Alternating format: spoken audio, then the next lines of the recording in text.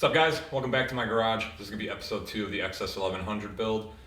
Today we're going to take apart the front brakes and see what's going on there and why they're not working.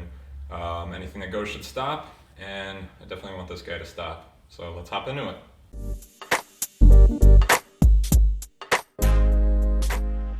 Alright, so on the 78 Yamaha XS1100 standard, which is what I got here, we have a dual front disc brake setup. That means we got one on the right, one on the left. Both calipers are controlled by the front master cylinder on the right hand controls.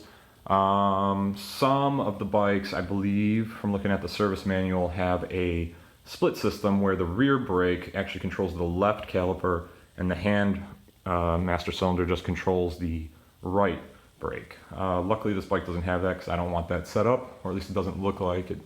And if it ever did, somebody had already converted it. So I'm seeing you got one brake line running down here, and then we have it splits here, going to each piston down below.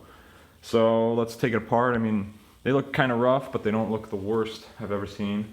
So hopefully it's just, just needs some fluid and some cleaning. I have two approaches here. One, I can just take everything apart and take a look at it. And I was also thinking just to put some fluid in here and just press it a few times, get it going, and see if they are working. So we'll just dive right into it.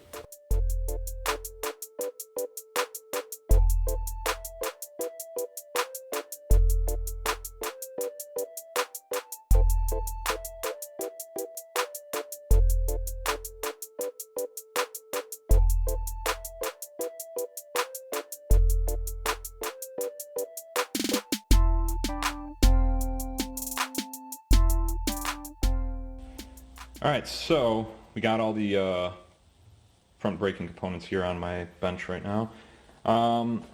Initial look, I think it was the master cylinder that's causing the issue. When I opened this up to see what was going on inside, there was fluid in here, but it was the brownest, crustiest fluid I'd ever seen.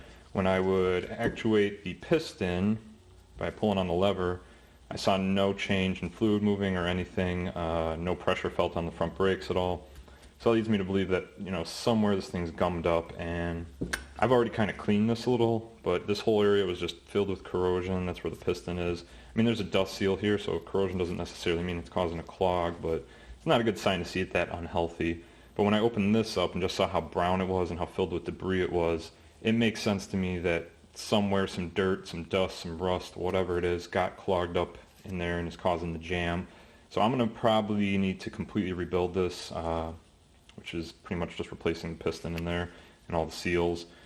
But I'd also like to paint all this, clean it up, make it look, as close to new as possible. So this is going to have to wait for another day because I'm going to have to sand everything, strip it down. I got to order the rebuild kits too, which will take time. What else? Let's see.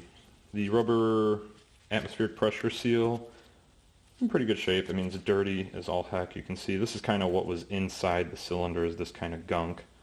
So I mean, that definitely probably clogged up some channel here. This is the metal plate that goes on top. This definitely needs to clean up on a wire wheel. But everything's like, it's not in the worst shape. It just needs good cleaning, and it can probably be reused. This is a little plate that sits inside of here that you screw in. As far as the calipers go, I mean, nothing that you wouldn't expect to see. Some dirty, brake dusty calipers. It's the mounting plate. It's also where the pads sit. They slide in here. Pads look pretty good. They're in decent, healthy shape. Again, if I clean these up, I'm pretty sure I can reuse them. I got to see how much a new set costs. If it's, $20, I might just order new ones. Pistons. They look pitted and rusted. I don't have an air compressor here, so I can't pop these bad boys out, but I'm going to have to run over to a buddy's to get those out. But I mean, just kind of looking at what I can see, these look like they're pitted and rusted on this side. I mean, the insides might be perfect. Until I pop them out, I won't really know, but I'm guessing I'm going to probably have to order new pistons for both of these because they both look about the same. So that's kind of where I'm at with the brake system. Again, I do want to paint everything, give it a fresh coat of caliper paint, just black, but all this needs to be sanded and prepped for the proper surface so the paint can adhere nicely.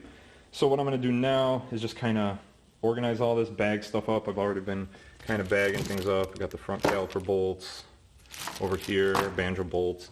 I think what I'm going to do is just order all new lines because who knows how much shit's in these and how good condition they are, how long they've been sitting. So I'm going to probably just get some steel braided lines. Still got to take off this coupler here and give that a good service too, make sure it's not clogged up, clean it out. But yeah, then get some new banjo bolts, new steel lines, brake rebuild kit, and we'll have to come back to finish this rebuild. So that's kind of be where the brakes are for now. Yeah, until I get everything. So it's been episode 2. Thanks for watching, and look forward for more episodes. Subscribe and like.